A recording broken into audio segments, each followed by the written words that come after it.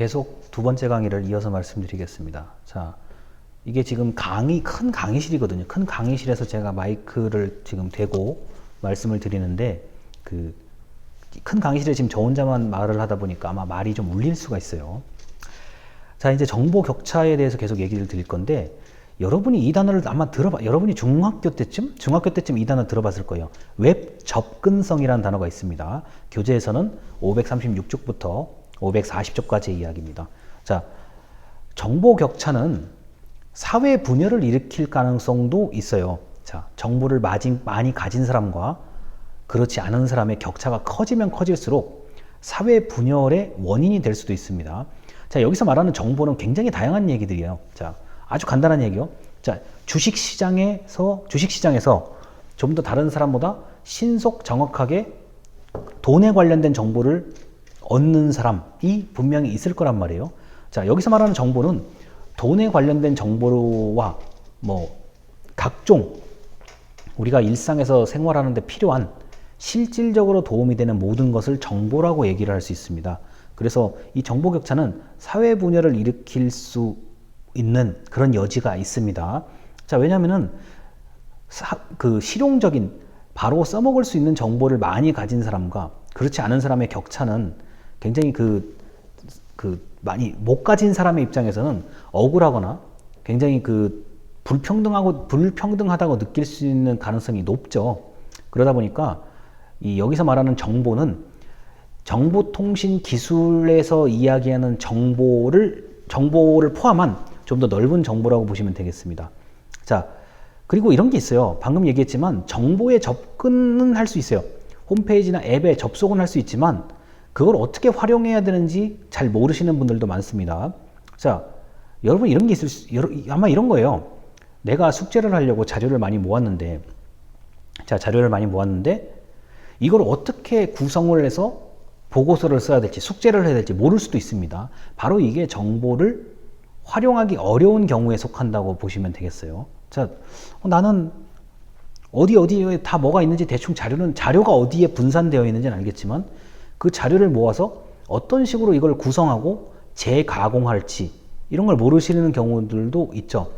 자, 아마 이 영상을 보고 계시는 분들이라면 대충 정보에 접근하는 방식은 알 거예요. 정보에 접근하는 방식은 알 수가 있는데 활용하기가 어려운 경우, 이걸 어떻게 적용을 해야 될지, 어디에 더 적합한지를 모르시는 경우들이 있거든요. 그래서 이 정보 격차와 웹 접근성에 대해서 좀 어려움을 느끼시는 분들이, 자, 정보 격차의 차이를 좁히지 못해서 어려움을 겪으시는 분들이 있을 수 있다는 점을 말씀드립니다.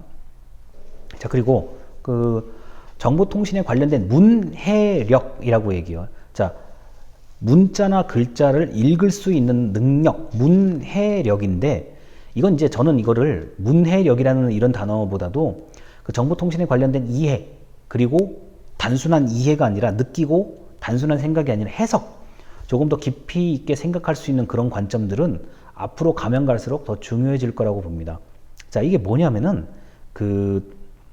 여러분, 우리 지금 이 영상을 보고 계신 분들은 제 말과 제가 이렇게 적어서 보여드리는 글, 강의 자료 이런 것들을 글자를 읽을 줄 아는 분들이에요. 전부 다 100% 제가 강의하는 내용의 말과 글을 아는 분들이에요.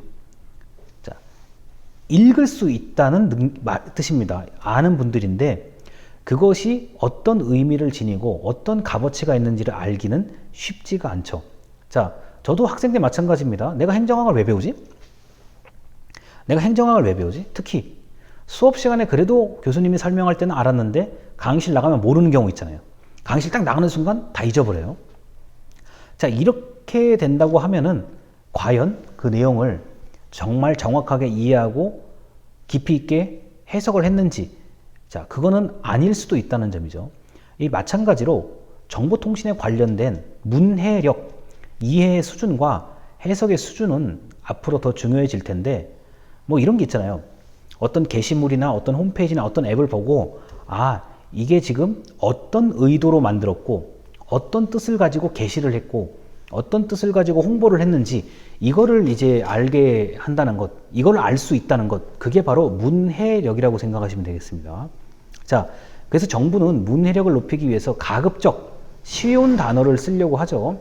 특히 우리나라에 살고 계시는 외국인 분들이 약 140만에서 넓게 보면 180만, 200만까지 보는 분들도 계세요. 자, 일단 100만이 넘는 건 확실합니다. 100만이 넘는 외국인들이 우리나라에 정착, 자, 합법 또는 불법으로 정착하고 계세요. 여행을 왔다 갔다 하는 분들 지금 빼고 얘기하는 겁니다. 자, 그런 분들이 만약에 우리나라 언어로 된 홈페이지나 앱에 접속한다 그러면 얼마나 이해하고 해석할 수 있을지 그것도 고민을 해봐야 되는 부분이죠. 왜냐하면 자, 외국인이라는 절대적인 숫자가 예를 들어서 뭐 몇천 명, 뭐 몇백 명 있으면 그 사람들에 대한 어떤 그 배려가 좀 약해질 수가 있어요.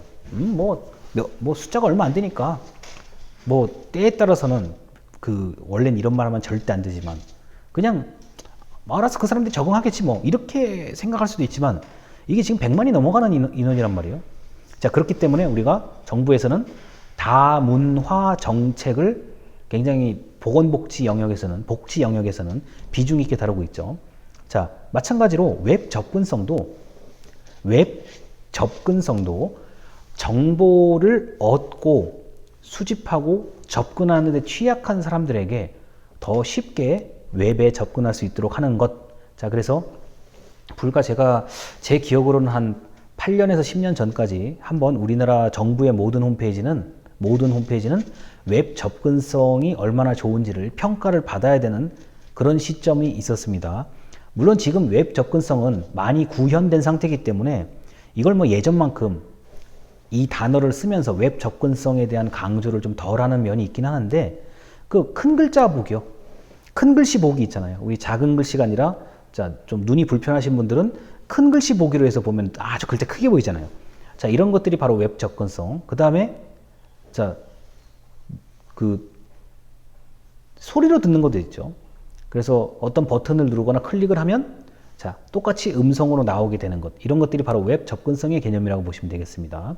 자, 그리고 저는 개인적으로 이렇게 생각해요. 스마트폰의 등장으로 그 웹 접근성이 조금 더 편리해진 감이 있습니다. 자, 예전 데스크탑 컴퓨터만 있었던 시절에는 일단 데스크탑 컴퓨터가 있는 곳으로 가거나 자기가 가지고 있어야 되는데 이게 무겁잖아요. 들고 다니기가 어렵기 때문에 자, 고정된 장소에 고정된 컴퓨터까지 가서 무언가를 했었어야 된다고요. 자, 그런데 지금은 스마트폰으로 자, 인터넷만 연결되고 배터리만 정확하게 저장되어 있으면, 자, 충전되어 있으면 얼마든지 웹에 접근할 수는 있죠. 자, 그리고 보조기기, 보조 프로그램을 연동하고 사용하는 방법에 대해서 안내를 하기도 합니다. 자, 어떻게 보면 이런 거예요. 지금 우리가 유튜브로 강의를 주고받고 있고, 강의를 지금 하고 있는 거, 그리고 실시간 영상으로 강의를 또 하고 있잖아요. 이게 바로 이제 일종의 강의를 보조하는 어떤 수단이거든요. 이것도 흔히 말해서 웹 접근성의 개념과 그렇게 무관하지가 않습니다. 만약에 유튜브라는 플랫폼이 불안하고, 자, 우리 화상강의 줌이라는 플랫폼이 불안하면은 이게 접근성이 현저하게 떨어지게 되죠. 그런데 아직까지 그런 일은 별로 없는 것 같아요. 해보니까요. 자, 그래서 웹 접근성은 정보에 취약한 사람들 대상으로 쉽게 이용하도록 보장하는 차원에서 정부가 굉장히 신경 써 오고 있는 그러한 정책이라고 보시면 되겠습니다. 자, 이 정보 격차에 대해서는 원래 이게 정보 격차가 이번 학기 마지막 교과서에 있는 마지막에 해당되어 있는 얘기인데 정보 격차를 굳이 마지막에 강의할 필요는 없을 것 같아요. 왜냐하면은 여기 계시는 분들은 은연중에 정보 격차가 무엇인지에 대해서 느끼고 또 말씀을 하실 수 있는 분들이거든요. 그래서 제가 이 정도 수준에서 정보 격차에 대해서 말씀을 드리고요. 웹 접근성이라는 정부의 어떤 일정한 기준이 있다는 거, 그리고 스마트폰의 등장으로 그 기준이 좀 더 넓게 잘 적용될 수 있다는 그런 말씀을 드리겠습니다. 자, 또 계속 강의를 이어서 하겠습니다. 감사합니다.